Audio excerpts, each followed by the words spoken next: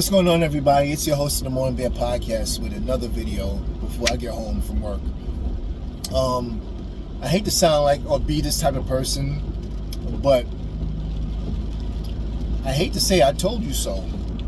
What I'm trying to say is I hate to be the one that's like rubbing in your face that I was correct about something that I didn't predict, but kind of like felt might be something that, you know, we got away with. What I mean by that is, as a Mets fan,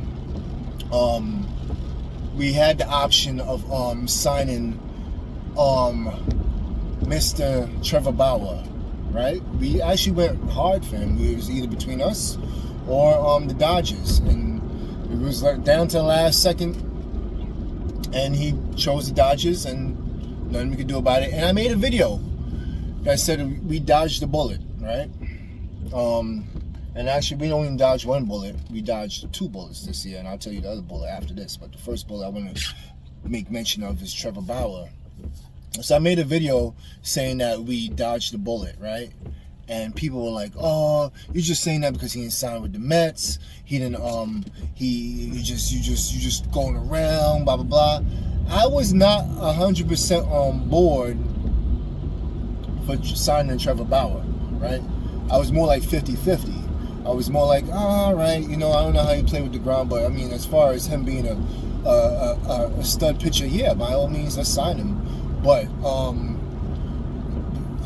you know, I wasn't like, I knew he was gonna bring a circus. I knew it was gonna be a lot of his other stuff. I know he was more like, and I didn't feel we had that type of team where there's divas and stuff on there. I feel we have a camaraderie between the players.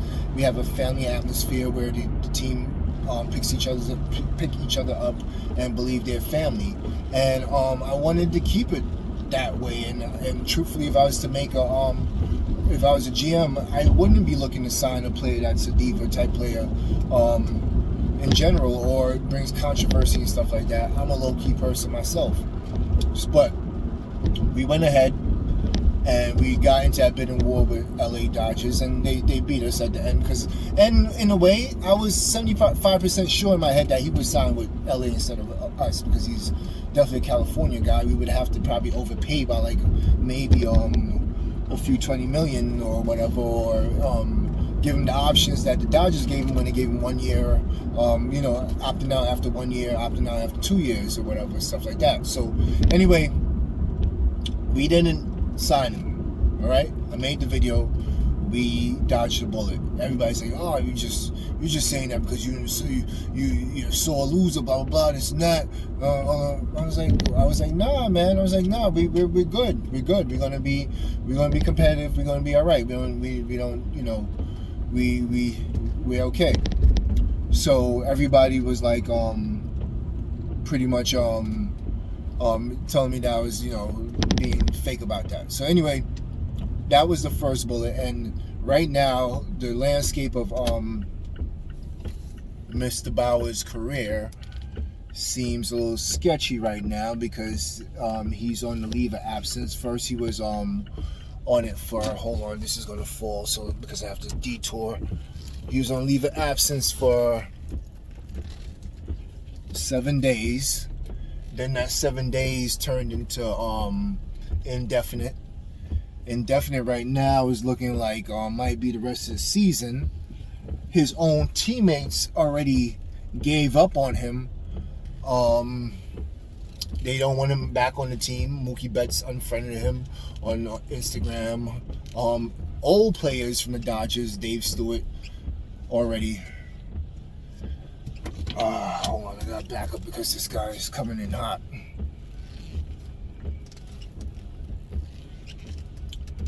So anyway,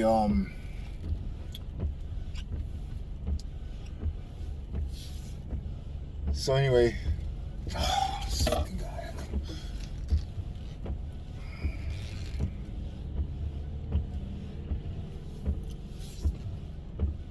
Sorry for the pause. It's just they doing a lot of construction over here, so I have to do all this bullshit. So anyway, just to make it through, to get from point A to point B. But anyway, he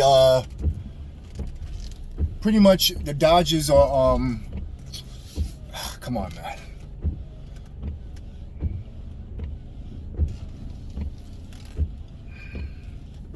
the Dodgers right now have a lot of their players not wanting to be on the team with him because of his situation.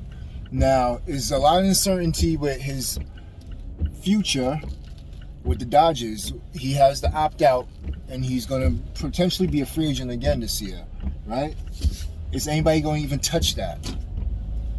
So even if he's reinstated somehow and able to play, is anybody even going to touch Trevor Bauer with a 10-foot pole?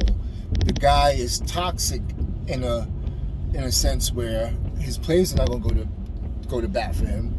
His organization's not going to go to bat for him because the Dodgers already took away his bobblehead night, took his merchandise out the store, so he's already blacklisted in a way.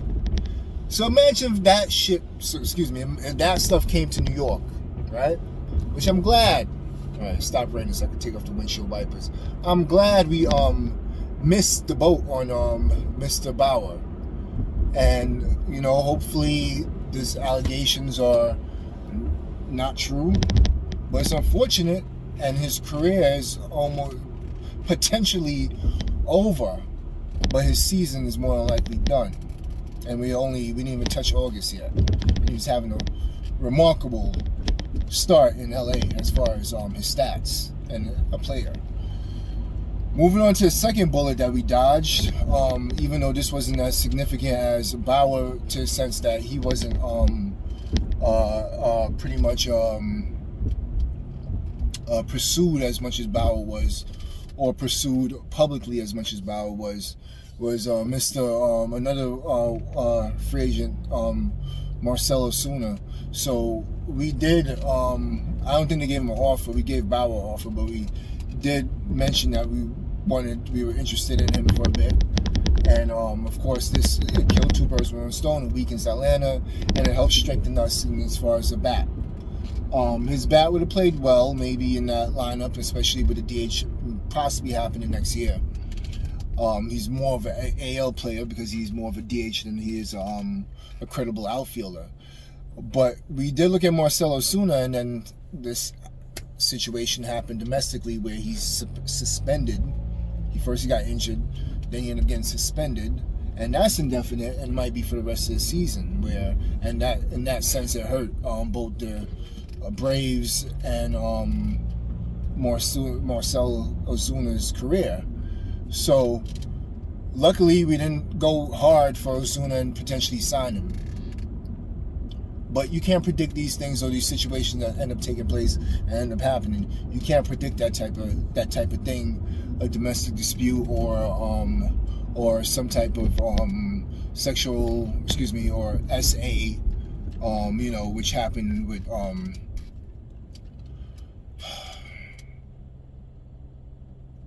you gotta love how people just